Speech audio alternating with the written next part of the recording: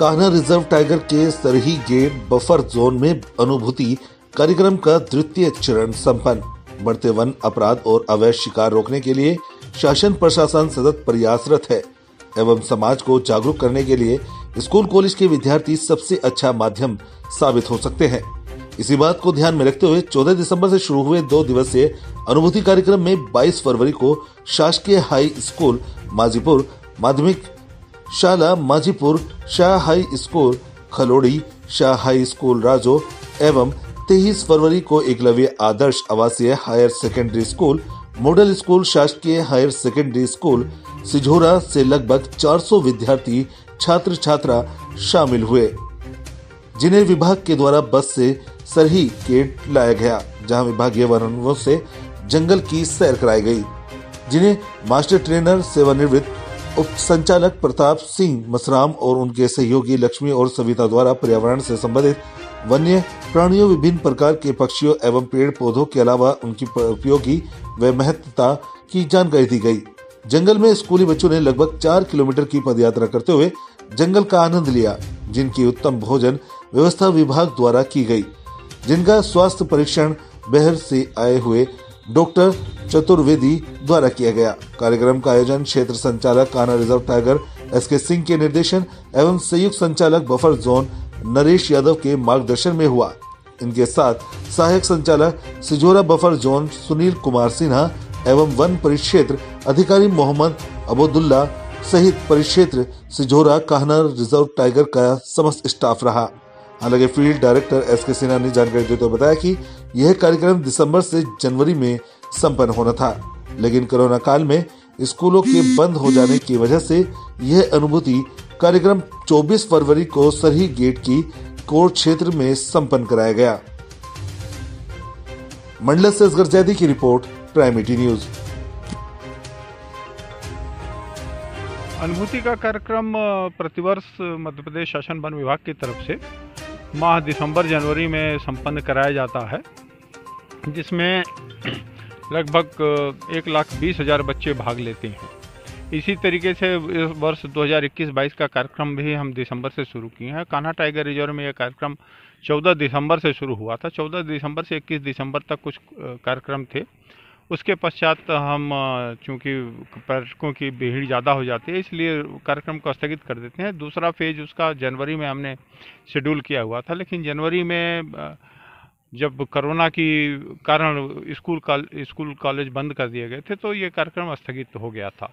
पुनः मध्य प्रदेश शासन के द्वारा कोरोना प्रोटोकॉल के अनुसार जब स्कूल्स खुले हैं, तो ये कार्यक्रम हमने पुनः शुरू किया है और ये 12-13 फरवरी से दूसरा चक्र चालू हुआ है, जो 24 फरवरी तक चलेगा। इस कार्यक्रम में बच्चों को जंगल भ्रमण कराने का क्या कारण है, इसमें क्या होता है?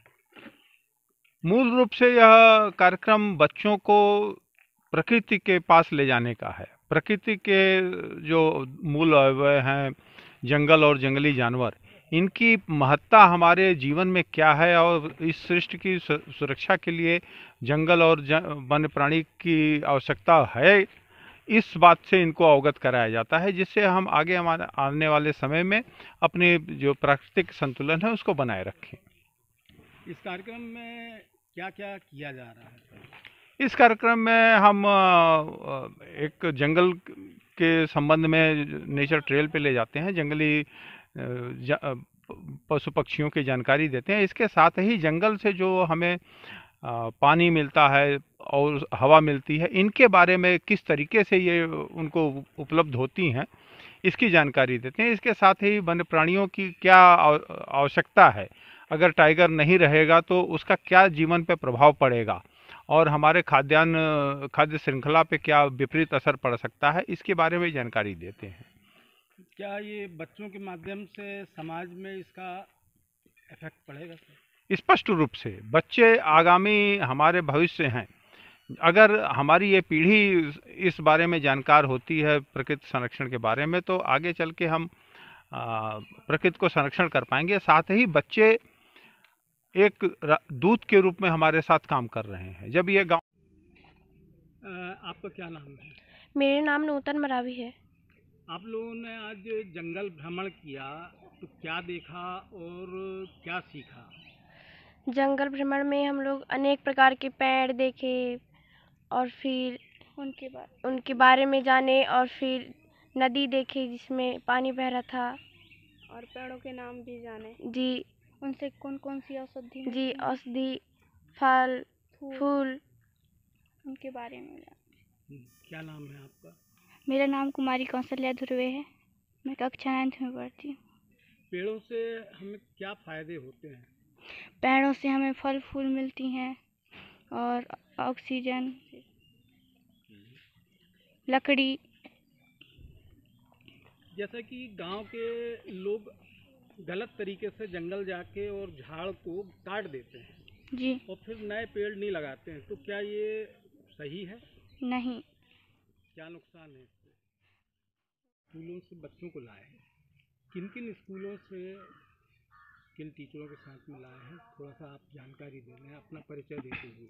मैं अशोक वाजपेयी, शासकीय हाई स्कूल माजीपुर प्रभारी प्राचार्य के पद पर पदस्थ हूँ। यहाँ पर 4 स्कूल के विद्यार्थी आए हुए हैं अनुभूति कार्यक्रम में शामिल होने के लिए। शासकीय हाई स्कूल माजीपुर, माध्यमिक शाला माजीपुर, शासकीय हाई स्कूल खलाड़ी और शासकीय हाई स्कूल राजू। ये सिझोरा क्षेत्र के अंतर्गत के विद्यालय हैं जिनको यहाँ पर बुलाया गया है। 140 विद्यार्थी यहाँ पर आए हुए हैं जो कक्षा 6वीं से लेकर कक्षा 9वीं तक के विद्यार्थी हैं। क्या अनुभव रहा, तो क्या सीखने को मिला बच्चों को? अनुभूति कार्यक्रम का इनका उद्देश्य जो है फॉरेस्ट विभाग का, ये है कि बच्चों को पर्यावरण से जोड़ना। उनके आसपास जो जंगल है उसमें जो जीव जंतु हैं, पेड़ पौधे हैं, उनका उनके जीवन में क्या उपयोग है और उन्हें कैसे संरक्षित रखा जाए, उसका एक प्रैक्टिकल ज्ञान यहाँ पर फॉरेस्ट विभाग द्वारा कराया जाता है उनकी टीम के द्वारा। आज भी सुबह 6:30 बजे हम लोग यहाँ पर उपस्थित हो गए थे। विभाग के द्वारा गाड़ियाँ लगाई गई थी जो विभिन्न विद्यालयों में जाकर सभी बच्चों को यहाँ पर लेकर आई, और उसके बाद ब्रेकफास्ट के बाद हम लोग जो है वो नेचुरल वॉक, जो है एक नेचुरल वॉक एरिया है इनका, उसमें से पैदल सब बच्चों को ले जाया गया और उनको विभिन्न पेड़ पौधे जंतुओं के बारे में जानकारी दी गई। और उसके बाद क्विज और सांप सीढ़ी जैसे खेलों के माध्यम से बच्चों को जागरूकता प्रदान की गई।